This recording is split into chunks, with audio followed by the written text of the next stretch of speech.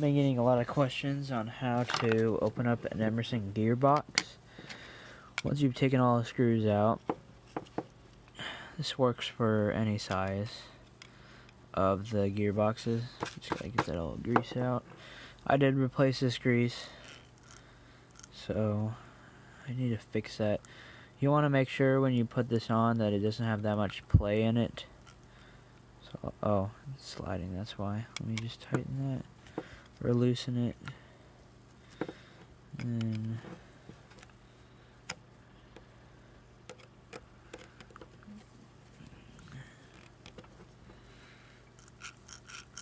there. Well, actually, never mind.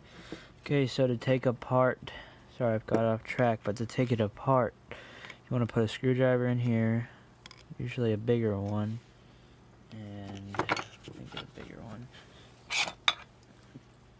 And then you want to pry up, and it'll just pop off the two halves. See? Popped it off. You want to also watch for those fiber washers to make sure where they go. Since this model doesn't have a shaft that goes on the end, it's just flat here. On the 12 and 16-inch models, usually there's a shaft that goes through in there. This is only true for the fan that I think it's like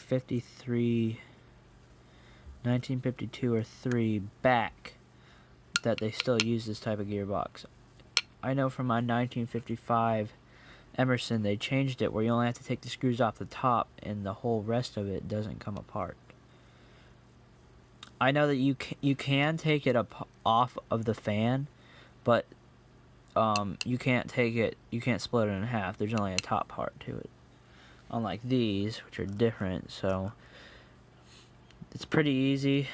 I had trouble when I first got it off. Normally these take a long time, but that's the best way to do it. Just put a screwdriver in there and then pry up, and it should just pop it off. Once you get one side, you can put a screwdriver in here and just shim it up. Obviously, since I've taken this one apart, it's much easier. When you put it back together, you'll see these pins, and you want to just line those up.